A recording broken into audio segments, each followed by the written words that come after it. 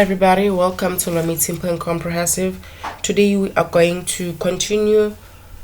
We're not even continuing. I don't know what to call this, but I received feedback from yesterday's video that the video had a very poor quality. It was on fast forward and all that, and I'm sorry about that. My laptop is just being itself. So I'll just try to record this question and the recording. Then I record the case again, because I noticed that I left out a lot of information on that case when I was recording yesterday. I was quite tired. I was assisting someone with a portfolio. What's that module again? Pen. Yes, it's pen. Those criminal justice modules, and I also assisted someone with an exam for SEP. Yeah, so I was really tired, but today I will do the video separately for the case, because I don't know what's wrong with the laptop. So yeah, I just hope that this one is still quite audible enough and the quality is better. Question 5. This is a magnificent goal for a constitution: to heal the wounds of the past and guide us to a better future. For me, this is the core idea of transformative constitutionalism, that we must change. But how must we change? How does the society on the other side of the bridge differ from where we stand today? The above quote is extracted from an article that is written by Chief Justice P. Langa. Find this article. Write and explain the relevance and importance of transformative constitutionalism in law research. Your essay must include the following. You must refer to the relevant provisions of the Constitution, case law that discusses transformative constitutionalism, books and articles that refer to transformative constitutionalism. Footnotes must be in the prescribed format. You must include a bibliography. Okay, let's talk about how you are supposed to insert a footnote. Alright, you'll be typing your assignment there, typing everything, talking about cases and all that. Then even in your case summary, you also need to include footnotes. Actually, throughout the whole portfolio, you need to include footnotes.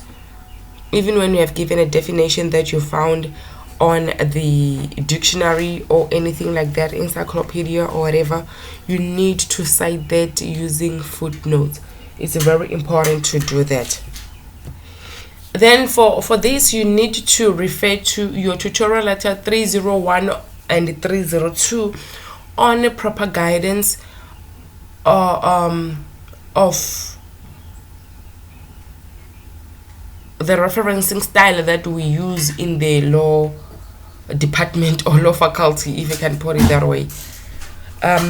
Okay, you'll be writing your stuff. Then where you want to insert a footnote, you are simply going to, this only applies when you are typing. When you are handwriting your assignment, your portfolio, I don't think that you can include footnotes, or maybe there's a way of doing that, but I don't think that I'm aware of it. Then you are going to simply go to your references. Okay, then you click here where it says insert footnote. Can you see that? Here I'm talking about this tab B thing here. Then you click here. You see automatically that small one there at the top, you see?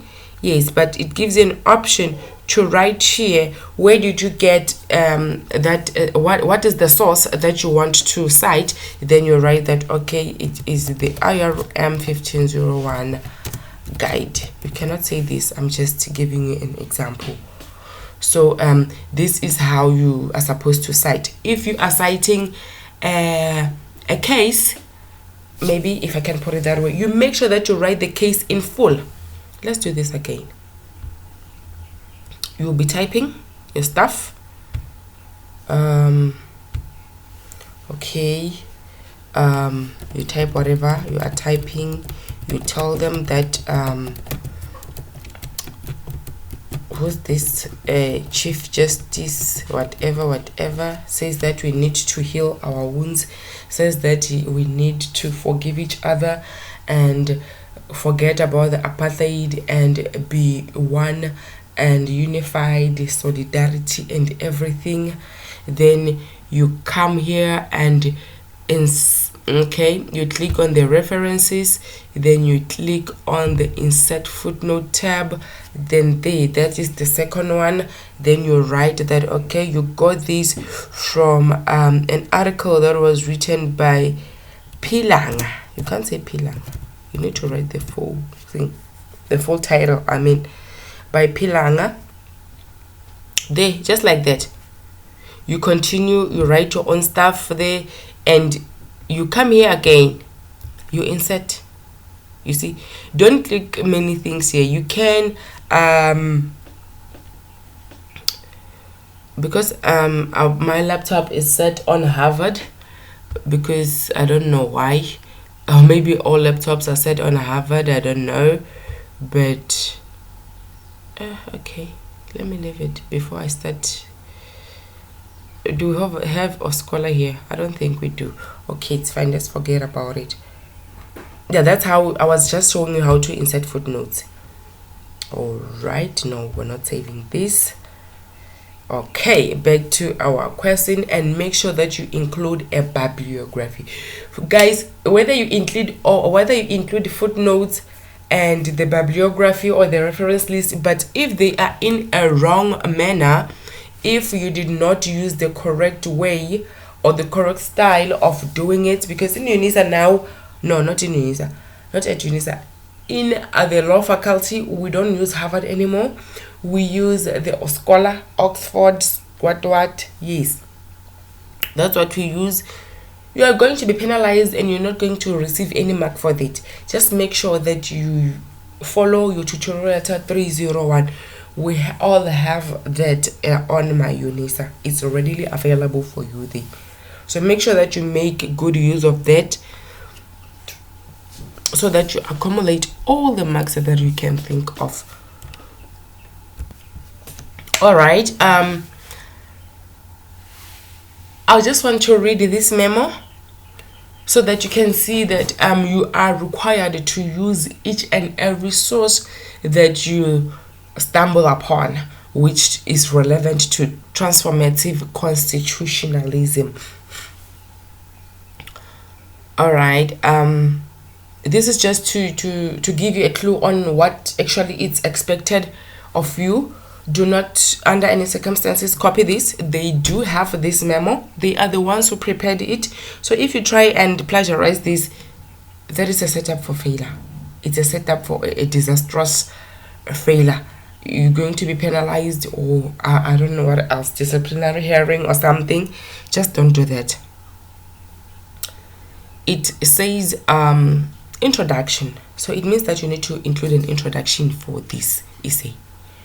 Rabata explains that, okay, before I talk and say many things, you see the footnote here.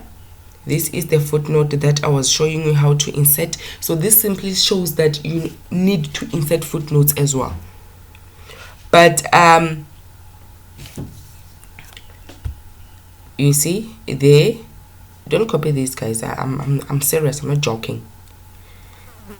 They wrote everything in full, the name of the author there, because I believe, okay, this one is a journal, the name of the title of the journal and the years, the volume, everything, the pages, it's just there. So make sure that you use the correct, but this is an old memo when we were still using the Harvard way. Do not copy this form of referencing, because this one is Harvard and not a scholar, and they're not one thing. That's why they have different names. Okay, let's read now. Reporter explains that for the past 20 years, South Africa has been under constitutional democracy premised on the supremacy of the Constitution. The system carries with it an agenda of transformative constitutionalism, which effectively became operational post 1994 first democratic elections.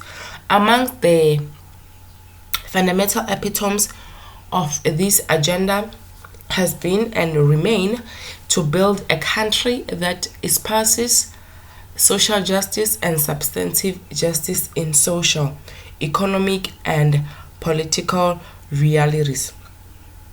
It is through this project that the Constitution founded a nation grounded on protecting democratic values and fundamental human rights. Hence, transformative constitutionalism derives its presence from the Constitution. According to Musineke, I'm sorry if I'm butchering your surnames, guys. Hey, you know how tough it is. Mo South Africa. It has been given added impetus by the need to change, bury the wounds of the past, and build one unified and democratic nation, encompassing freedom and the rule of law. Fulfillment of substantive equality, protection of human dignity, and the promotion of national unity and reconciliation. Van Male, I don't know, whatever it is, I'm sorry, explains that on 8th August 2008, some South African scholars gathered to reflect on the notion of transformative constitutionalism introduced by Karl Clare 10 years ago. For Karl Clare, transformative constitutionalism entails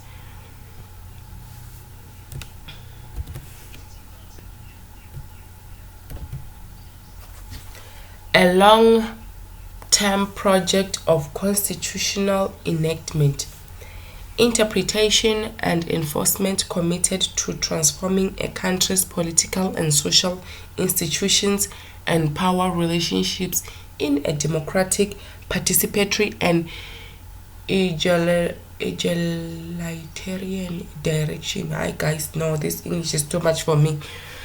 Van Male, I don't know, explains that his notion has been adopted by many South African scholars, and Clare's article on the Constitution is probably the article most frequently quoted by South African legal scholars in the field of constitutional law. So the second topic or heading is supposed to be, what is transformative constitutionalism? The current deputy chief has said in this regard, the meaning of transformation in juridical terms is as highly contested as it is difficult to formulate. It is perhaps in keeping with the spirit of transformation that there is no single stable outstanding of transformative constitutionalism. He recommends the following definition: a historic bridge between the past of a deeply divided society characterized by strife, conflict, untold suffering, and injustice, and a future founded on the recognition of human rights, democracy, and peaceful coexistence and development opportunities for all South Africans, irrespective of color, race, sex, class, belief. I love sex.